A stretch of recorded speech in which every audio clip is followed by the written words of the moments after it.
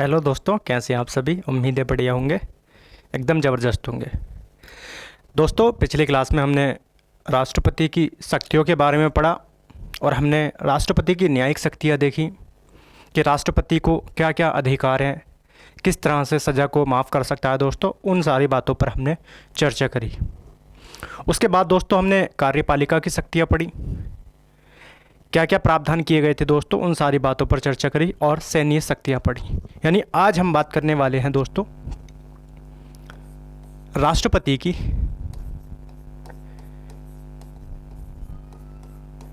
विधायी शक्ति के बारे में।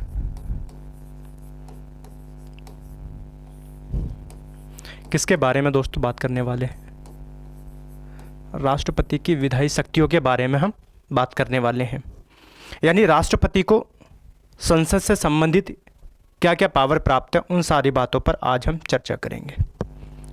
दोस्तों, विधायी शक्तियों की हम बात करते हैं तो भारतीय संविधान का अनुच्छेद 79 क्या कहता है। यानी अगर हम अनुच्छेद 79 की बात करते हैं तो अनुच्छेद 79 कहता है कि भारत की जो संसद है, भारत की जो पार्लियामेंट है, वो किससे मिलकर बनी है दोस्तों? वो मिलकर बनी है लोकसभा से। और किससे मिलकर बनी है दोस्तों? वो मिलकर बनी है राज्यसभा से। और दोस्तों किससे मिलकर बनी है? वो मिलकर बनी है भारत के राष्ट्रपति से। यानी अगर हम संसद की बात करें तो दोस्तों संसद मिलकर बनी है लोकसभा से, राज्यसभा और राष्ट्रपति से। यानी इसका मतलब क्या हुआ? इसका मतलब ये हुआ कि राष्ट्रपति दोस्तों संसद का क्या है? अभिन्न अंग है। क्या है दोस्तों? अभिन्न अंग है। यानी जब भी कोई बिल दोस्तों संसद से पारित होकर आता है तो किसके पास आता है? राष्ट्रपति के पास आता है। और कोई भी बिल तब तक कानून नहीं बनता जब तक कि राष्ट्रपति उसको अपनी अनुमति प्रदान नहीं करते। यानी कि बिल संसद से पारित होकर आया राष्ट्रपति के पास, और राष्ट्रपति यदि उस पर अपने हस्ताक्षर कर देते हैं तो ऐसा बिल दोस्तों एक्ट बन जाता है। यानी कि कानून का रूप धारण कर लेता है और संपूर्ण भारत पर लागू हो जाता है। लेकिन अगर राष्ट्रपति दोस्तों उस पर अपनी सहमति नहीं देते हैं, अपनी अनुमति नहीं देते हैं, तो ऐसा बिल दोस्तों एक्ट नहीं बन पाता, कानून नहीं बन पाता।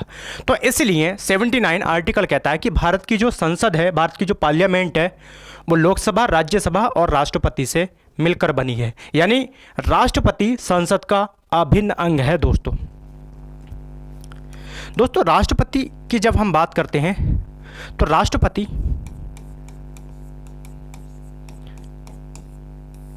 संसद के दोस्तों सत्र को बुलाता है।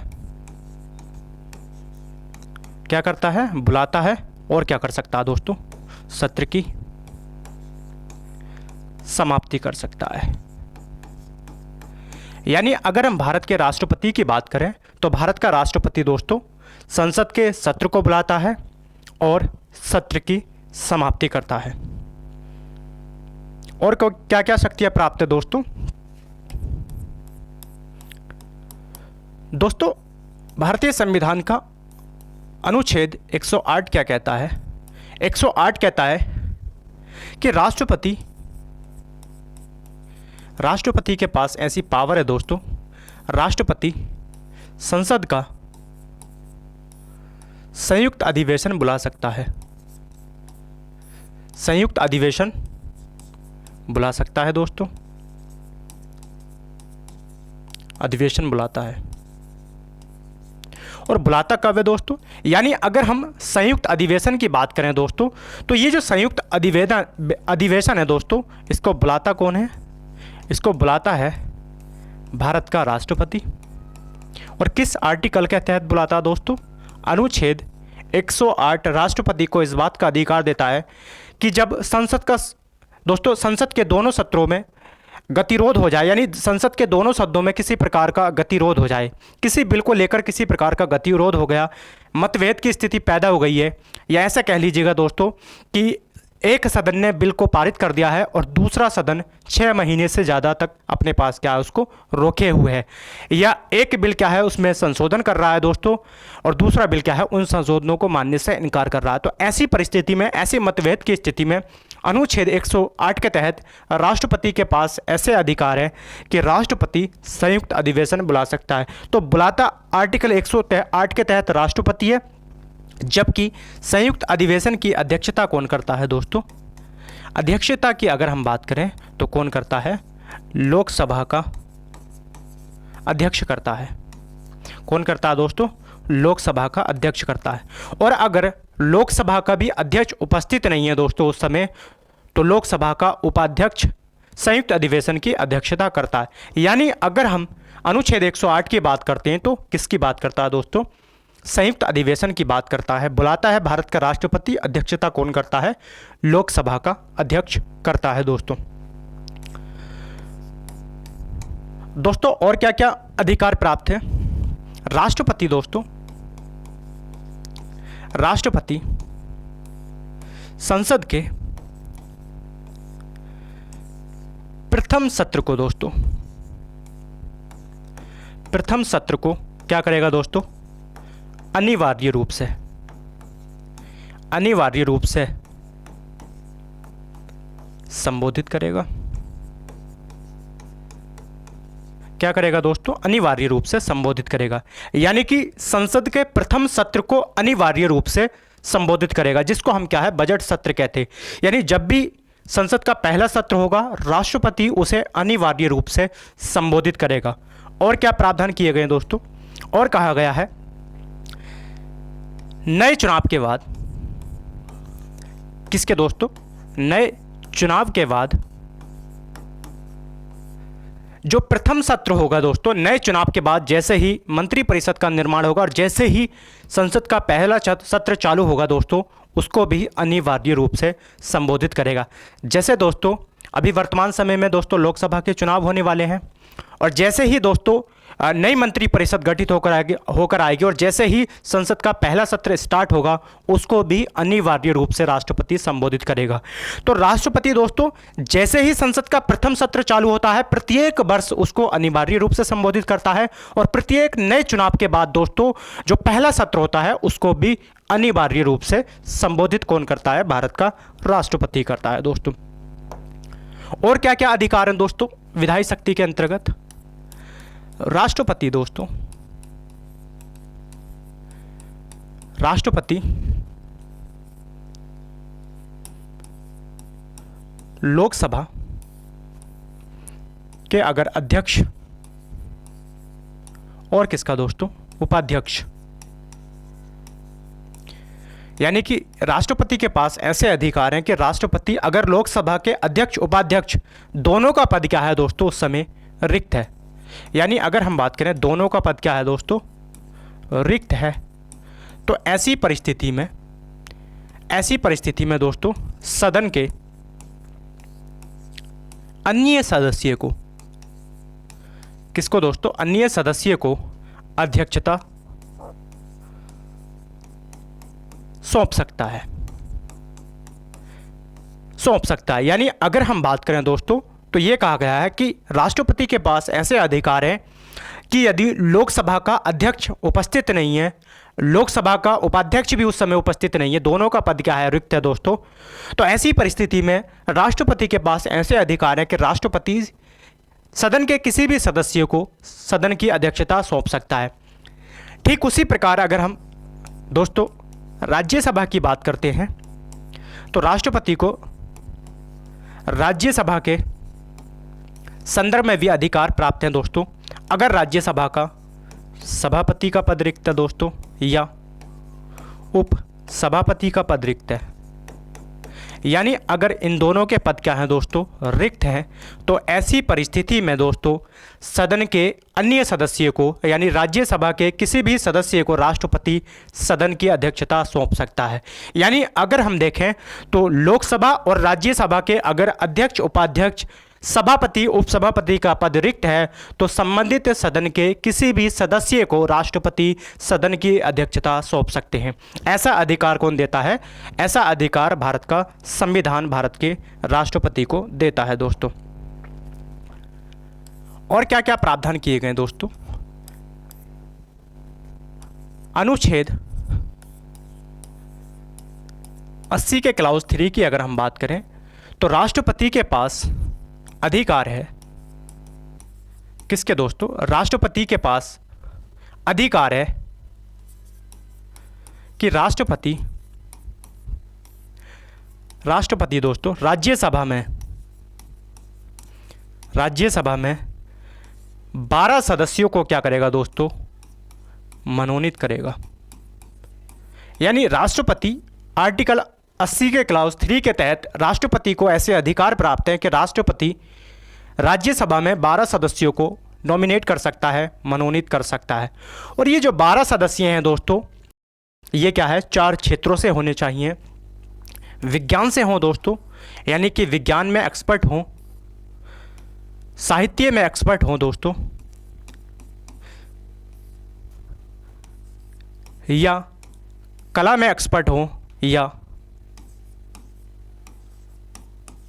समाज सेवा से जुड़े होने चाहिए। यानी राष्ट्रपति राज्यसभा में 12 सदस्यों को नॉमिनेट कर सकता है। और कैसे सदस्यों को नॉमिनेट कर सकता है दोस्तों? यानी कि जो विज्ञान में एक्सपर्ट हो दोस्तों, साहित्य में एक्सपर्ट हो, कला में, और क्या है, समाज सेवा में। ऐसे 12 सदस्यों को राष्ट्रपति राज्यसभा में नॉमिनेट करता है, मनोनीत करता है। तो ऐसा अधिकार भारत के राष्ट्रपति को कौन देता है दोस्तों? भारतीय संविधान का अनुच्छेद 80 का क्लाउज 3 ऐसे अधिकार भारत के राष्ट्रपति को देता है। दोस्तों और क्या क्या अधिकार है राष्ट्रपति के पास? अनुच्छेद 331 कहता है दोस्तों कि राष्ट्रपति, यानी कि राष्ट्रपति के पास ऐसे अधिकार हैं, अगर लोकसभा में दोस्तों एंग्लो इंडियन का पर्याप्त प्रतिनिधित्व नहीं है, तो ऐसे 2 सदस्यों को राष्ट्रपति क्या करेगा दोस्तों? मनोनीत करेगा। कैसे सदस्यों को? एंग्लो इंडियन की बात की गई है। कितने? 2 सदस्यों को। किसको मनोनीत करेगा दोस्तों? लोकसभा में एंग्लो इंडियन को, आंग्ल भारतीय को क्या करेगा दोस्तों? मनोनीत करेगा। यानी आंग्ल भारतीयों को मनोनीत करने का अधिकार किसके पास है? आर्टिकल 231 भारत के राष्ट्रपति को देता। यानी भारत के राष्ट्रपति के पास ऐसे अधिकार है कि अगर लोकसभा में एंग्लो इंडियन का पर्याप्त प्रतिनिधित्व नहीं है दोस्तों, तो ऐसे 2 सदस्यों को राष्ट्रपति नॉमिनेट कर सकता है। लेकिन दोस्तों वर्तमान अगर हम समय की बात करें तो वर्तमान समय में क्या प्रावधान कर रखा है दोस्तों? वर्तमान समय में बीजेपी गवर्नमेंट के द्वारा 104वां संविधान संशोधन किया गया था। 104वां संविधान संशोधन किया गया था 2020 में, और इसके माध्यम से ये प्रावधान कर दिया गया था कि राष्ट्रपति लोकसभा में जो 2 सदस्यों को दोस्तों नॉमिनेट करता है, मनोनीत करता है, यानी कि जो 2 एंग्लो इंडियन को मनोनीत करता है, उसको क्या है दोस्तों? आंग्ल भारतीय को मनोनीत करता है, उसको क्या है दोस्तों? रोक दिया गया है। यानी उस पर क्या लगा दी गई है दोस्तों? रोक लगा दी गई है कि राष्ट्रपति क्या है, इनको रोक लगा दी गई है, इसको क्या है, नॉमिनेट नहीं करेगा। यानी अगर हम वर्तमान समय की बात करते हैं तो वर्तमान समय में भारत का जो राष्ट्रपति है दोस्तों, जो एंग्लो इंडियन का अगर पर्याप्त प्रतिनिधित्व नहीं है, तो ऐसे 2 सदस्यों को नॉमिनेट नहीं कर सकता, मनोनीत नहीं कर सकता। यानी कि 104वें संविधान संशोधन 2020 के माध्यम से ऐसे प्रावधान कर दिए गए हैं कि अब अगर एंग्लो इंडियन नॉमिनेट होकर नहीं एंग्लो इंडियन दोस्तों निर्वाचित होकर नहीं आते हैं, और अगर उनका लोकसभा में पर्याप्त प्रतिनिधित्व भी नहीं है, तो ऐसी परिस्थिति में भारत का राष्ट्रपति क्या है, 2 एंग्लो इंडियन को नॉमिनेट नहीं कर सकता। उस पर क्या है, रोक लगा दी गई है वर्तमान समय की अगर हम बात करते हैं दोस्तों। अगर हम दोस्तों एंग्लो इंडियन की परिभाषा की बात करते हैं तो एंग्लो इंडियन की परिभाषा अनुच्छेद 266 के क्लाउज 2 में दे रखी है। किसकी परिभाषा दे रखी है दोस्तों? आंग्ल भारतीय की परिभाषा दे रखी है। यानी अगर हम आंग्ल भारतीय की बात करते हैं तो आंग्ल भारतीय होते कौन है दोस्तों? आंग्ल भारतीयों के बारे में कहा गया है कि पिता कहाँ के होने चाहिए दोस्तों? पिता यूरोपीय व्यक्ति होने चाहिए, यूरोपीय व्यक्ति हों दोस्तों। और माता की अगर हम बात करें तो माता कहाँ की होनी चाहिए दोस्तों? माता भारतीय हों, माता भारतीय हों। और इनसे जो दोस्तों, इनसे जो संतान उत्पन्न होगी वो संतान क्या कहलाएगी दोस्तों? वो संतान कहलाएगी आंग्ल भारतीय। आंग्ल भारतीय कहलाएगी, एंग्लो इंडियन कहलाएगी। कौन कहलाएगी दोस्तों? एंग्लो इंडियन कहलाएगी। यानी अगर हम बात करें एंग्लो इंडियन की दोस्तों, आंग्ल भारतीय की बात करें तो इसकी परिभाषा भारतीय संविधान के अनुच्छेद 366 के क्लास 2 में दे रखी है। और ये कहा गया है कि ऐसा व्यक्ति क्या है दोस्तों? यूरोप का होना चाहिए। यानी कि ऐसा व्यक्ति जो यूरोपीय है और माता क्या है दोस्तों? भारतीय है, उनसे अगर कोई संतान उत्पन्न होती है तो वो क्या कहलाएगी? एंग्लो इंडियन कहलाएगी। क्योंकि दोस्तों आपको पता होना चाहिए भारत क्या था दोस्तों? पहले गुलाम था, ब्रिटिश का गुलाम था दोस्तों, क्राउन का यहाँ पर शासन था। तो वहाँ से जो लोग आए थे जिन्होंने क्या है भारतीय नारियों से शादी की, भारतीय लड़कियों से शादी की, अब उनसे जो दोस्तों संतान उत्पन्न हुई उनको ही हम क्या कहते हैं? एंग्लो इंडियन कहते हैं दोस्तों, आंग्लो भारतीय कहती हैं। ये कहा गया है कि ये जो एंग्लो इंडियन है दोस्तों, इनका पर्याप्त प्रतिनिधित्व बनाए रखने के लिए भारतीय संविधान में ऐसे प्रावधान किए गए थे कि अगर एंग्लो इंडियन निर्वाचित होकर नहीं आते हैं तो राष्ट्रपति के पास आर्टिकल 331 के तहत ऐसे अधिकार थे कि राष्ट्रपति 2 एंग्लो इंडियन को नॉमिनेट कर सकता है। लेकिन 104वें संविधान संशोधन के माध्यम से 2020 में इस प्रावधान पर क्या है? रोक लगा दी गई है। और क्या है? अब भारत का राष्ट्रपति अगर लोकसभा में 2 एंग्लो इंडियन निर्वाचित होकर नहीं आते हैं तो राष्ट्रपति के पास ऐसे अधिकार नहीं है कि अब इनको क्या है? नॉमिनेट कर सके। तो एंग्लो इंडियन को नॉमिनेट करने का अधिकार कौन सा आर्टिकल देता था दोस्तों? 331 देता था। जबकि इसकी परिभाषा की अगर हम बात करें तो किस में दे रखी है? 366 के क्लास 2 में दे रखी है। और क्या क्या अधिकार हैं दोस्तों? अगर हम बात करें राष्ट्रपति की, अगर हम बात करें तो और क्या क्या विधायी शक्ति के अंतर्गत उसके पास अधिकार है? भारतीय संविधान का अनुच्छेद 111 कहता है कि जब भी कोई बिल दोस्तों संसद से पारित होकर आता है, क्या पारित होकर आता है दोस्तों? बिल की बात की गई है, विधेयक की बात की गई है। यानी जब भी कोई बिल संसद से पारित होकर आता है तो ऐसे बिलों पर राष्ट्रपति के पास अधिकार होते हैं कि राष्ट्रपति ऐसे बिलों को अपनी अनुमति दे सकते हैं, दे सकते हैं या स्वीकृति दे सकते हैं। या क्या है? अनुमति, स्वीकृति नहीं दे सकते। स्वीकृति क्या है दोस्तों? या अस्वीकृत कर सकते हैं दोस्तों, यानी कि स्वीकृति नहीं दे सकते। या फिर क्या है? पुनर्विचार के लिए। क्या दोस्तों? पुनर्विचार के लिए वापस लौटा सकते हैं। यानी अनुच्छेद 111 कहता है कि भाई जब भी कोई बिल संसद से पारित होकर आता है, और संसद की अगर हम बात करें तो दोस्तों लोकसभा से पारित होकर आता है, और किससे पारित होकर आता है? राज्यसभा से पारित होकर आता है। यानी ऐसा कोई भी बिल दोस्तों, ऐसा कोई भी विधेयक जो कि लोकसभा राज्यसभा दोनों से पारित होकर आता है तो किसके पास आता है? अनुच्छेद 111 के तहत राष्ट्रपति के पास आता है। और मैंने 79 में बताया था कि जब तक राष्ट्रपति उसको किसी भी बिल को अपनी अनुमति नहीं देते हैं तब तक वह कानून क्या है? नहीं बन सकता। तो 111 में यही कहा गया है कि संसद से कोई बिल पारित होकर आया और राष्ट्रपति के पास आया, और राष्ट्रपति 111 के तहत राष्ट्रपति के पास ऐसे अधिकार है कि राष्ट्रपति या तो अनुमति दे दें या मना कर दें दोस्तों, अस्वीकृत कर दें, या फिर क्या है? उसको पुनर्विचार के लिए लौटा दें। लेकिन यह कहा गया है दोस्तों, अगर राष्ट्रपति किसी बिल को पुनर्विचार के लिए लौटाते हैं और ऐसा बिल दोबारा संसद राष्ट्रपति को भेजती है तो राष्ट्रपति अनिवार्य रूप से अपनी सहमति देंगे, अनिवार्य रूप से उसको क्या है? स्वीकृत करेंगे दोस्तों। यानी अगर हम बात करें दोस्तों तो ये जो भारतीय संविधान का अनुच्छेद 111 है, ये राष्ट्रपति को दोस्तों वीटो पावर देता है। यानी 111 के तहत ही राष्ट्रपति के पास क्या है दोस्तों? वीटो शक्ति है, वीटो पावर है। और ये जो वीटो शक्ति है दोस्तों, ये कौन दे रहा है? भारतीय संविधान का अनुच्छेद 111 दे रहा है। वीटो अगर हम बात करें दोस्तों तो इसका अर्थ होता है अनुमति न देना। इसका अर्थ क्या होता है दोस्तों? अनुमति ना देना इसका अर्थ होता है। यानी अगर हम बात करें दोस्तों, तो भारत का जो राष्ट्रपति है, भारत का जो राष्ट्रपति है दोस्तों, उसके पास कितने प्रकार की वीटो पावर हैं दोस्तों, कितने प्रकार की वीटो शक्ति है। यानी अगर हम भारत के राष्ट्रपति की बात करें तो भारत के राष्ट्रपति के पास 3 प्रकार की वीटो पावर हैं। कौन कौन सी हैं दोस्तों? भारत के राष्ट्रपति के पास आत्यांतिक वीटो है, एब्सोल्यूट वीटो है दोस्तों, निलंबनकारी वीटो है,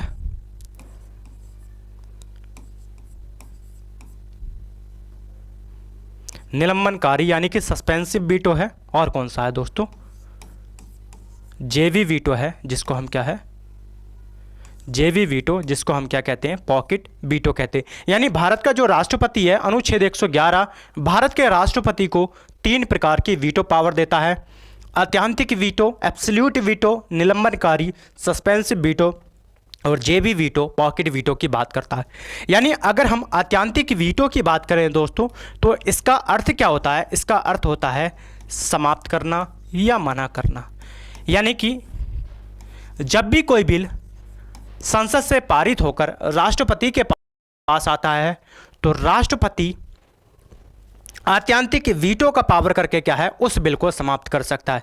यानी राष्ट्रपति को अगर लगे कि ये जो बिल है दोस्तों, ये जो विधेयक है, कानून नहीं बनना चाहिए, भारत में इसको क्या है, लागू नहीं होना चाहिए, तो राष्ट्रपति आर्टिकल 111 के तहत वीटो पावर करके, यानी कि आत्यांतिक वीटो का प्रयोग करके दोस्तों इसको समाप्त कर सकता है। यानी ऐसे बिलों को क्या है, अपनी अनुमति नहीं दे सकता, उनको अनुमति देने से मना कर सकता है। और इस वीटो पावर का प्रयोग दोस्तों किया भी गया था।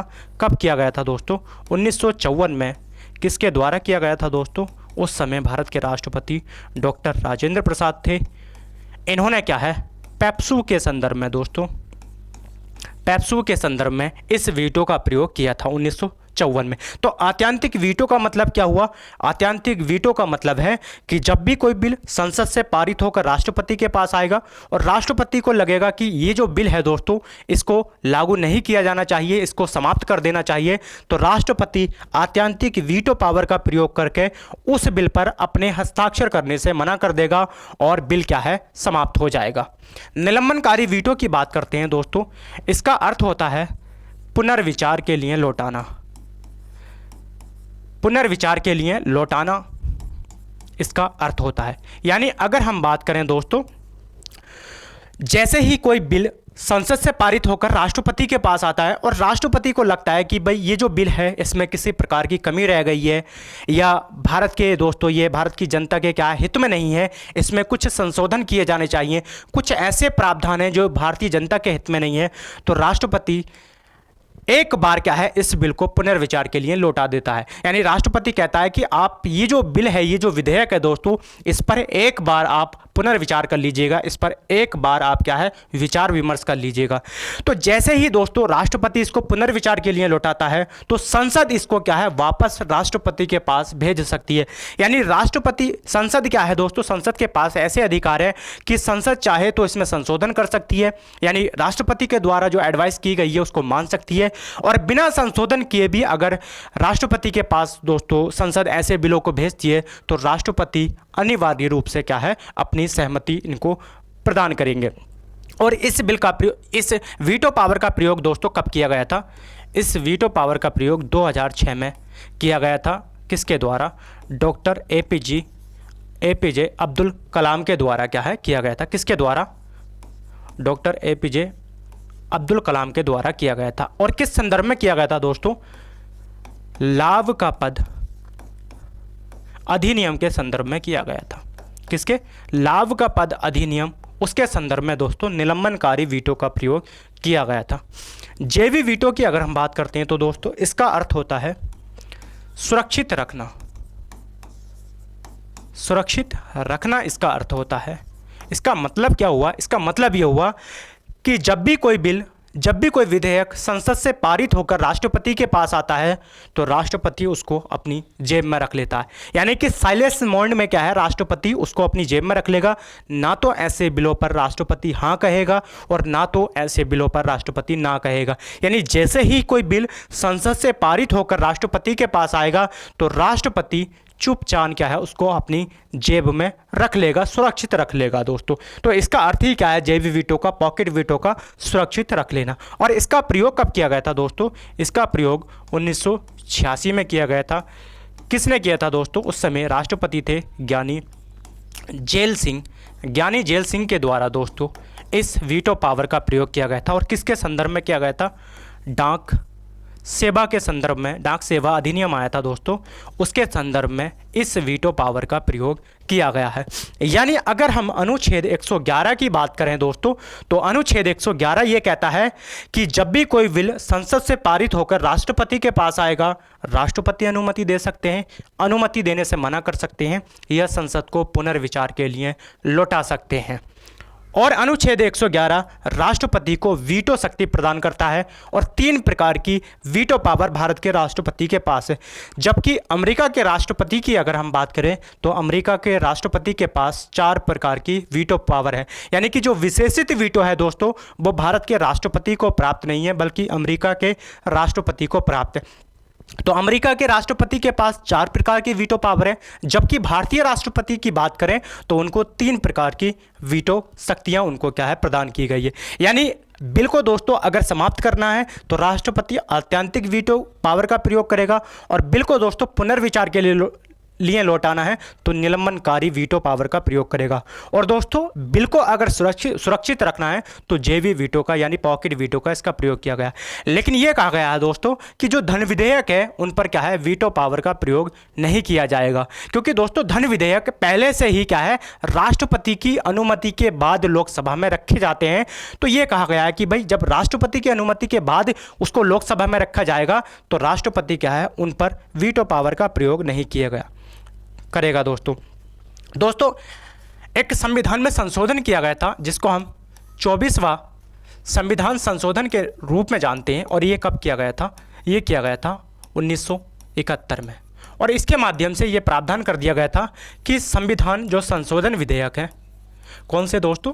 संविधान संशोधन विधेयक, संशोधन विधेयकों पर दोस्तों राष्ट्रपति को क्या है दोस्तों, वीटो पावर प्राप्त नहीं है। राष्ट्रपति को क्या नहीं है दोस्तों, वीटो शक्ति प्राप्त नहीं है।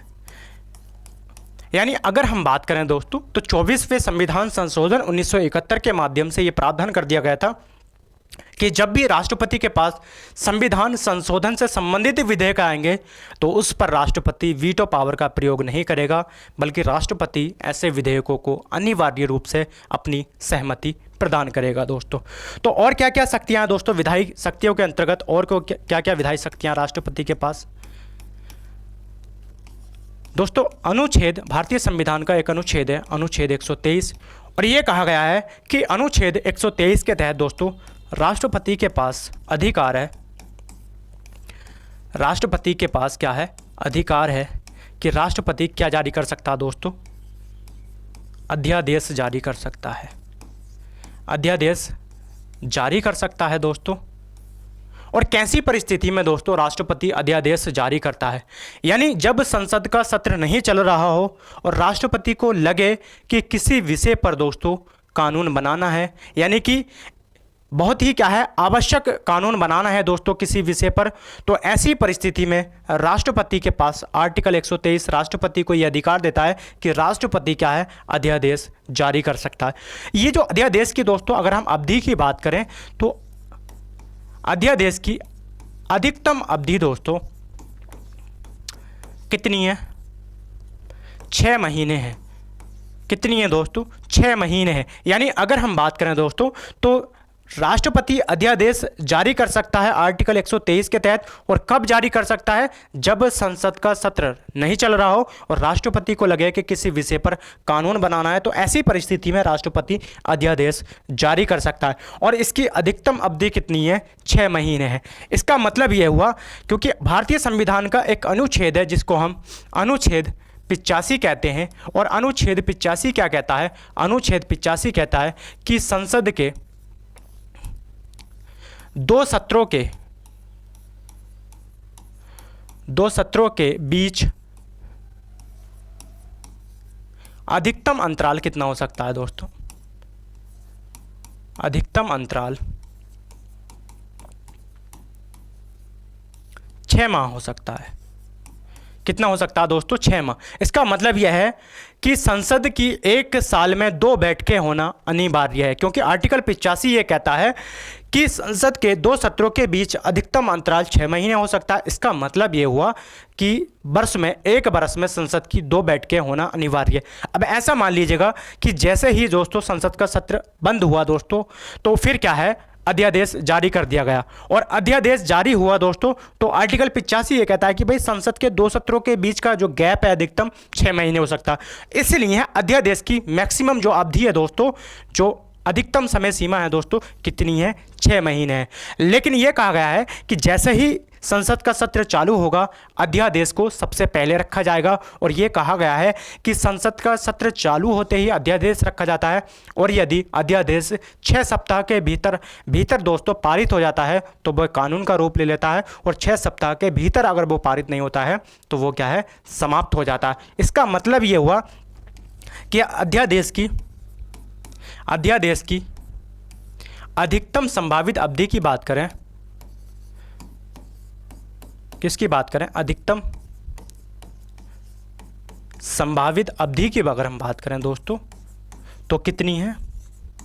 तो दोस्तों इसकी अधिकतम संभावित अवधि 6 महीने और क्या है?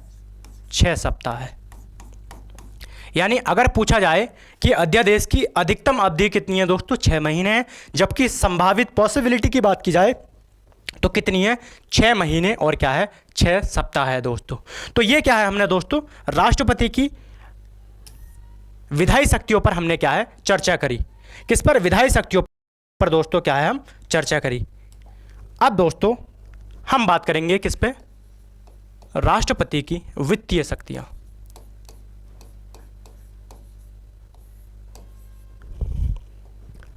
किस पर दोस्तों?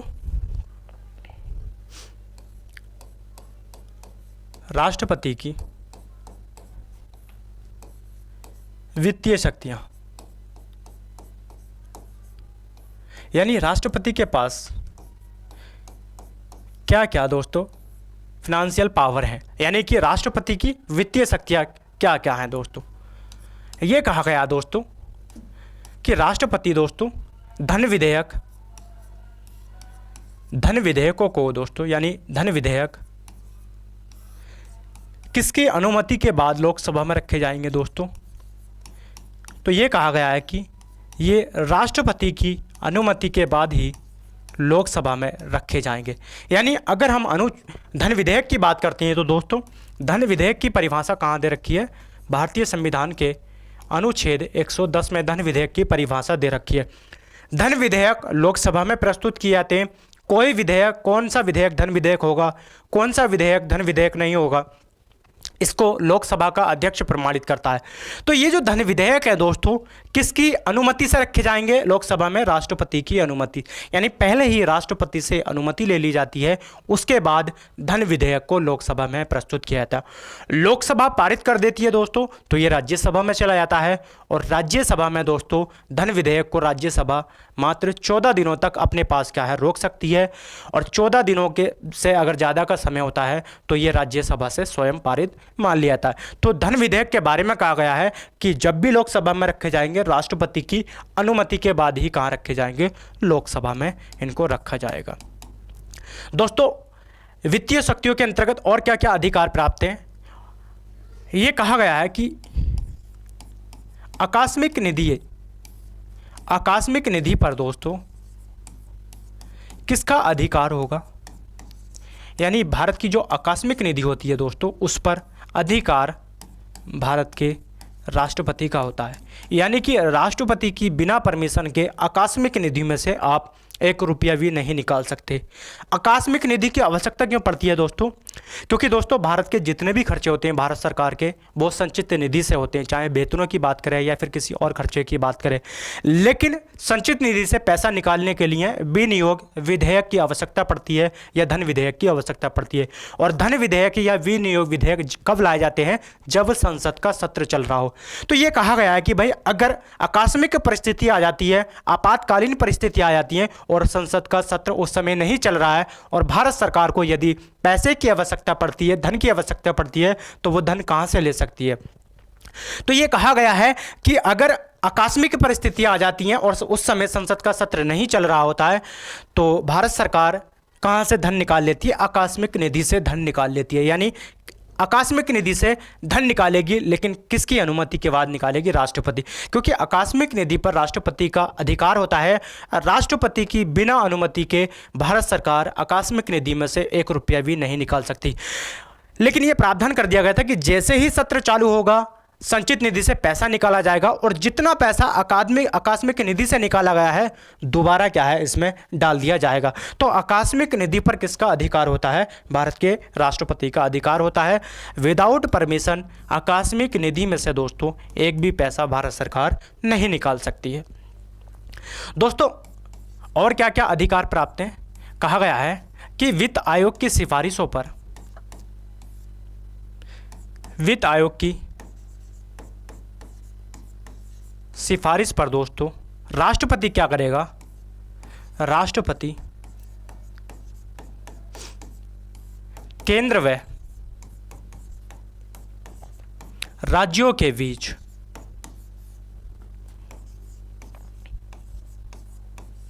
करों का बंटवारा करेगा। करों का क्या करेगा दोस्तों? बंटवारा करेगा। यानी अगर हम बात करें दोस्तों, तो यह कहा गया है कि राष्ट्रपति वित्त आयोग की सिफारिशों पर केंद्र व राज्यों के बीच करों का बंटवारा करेगा। तो हमने दोस्तों राष्ट्रपति की विधायी शक्तियां पढ़ी, लेजिस्लेटिव पावर पढ़ी, और उसके बाद दोस्तों हमने राष्ट्रपति की क्या है, फिनेंशियल पावर पढ़ी। इसके अंतर्गत कहा गया कि धन विधेयक राष्ट्रपति की अनुमति के बाद रखे जाएंगे, आकस्मिक निधि पर राष्ट्रपति का अधिकार होगा, और वित्त आयोग की सिफारिशों पर दोस्तों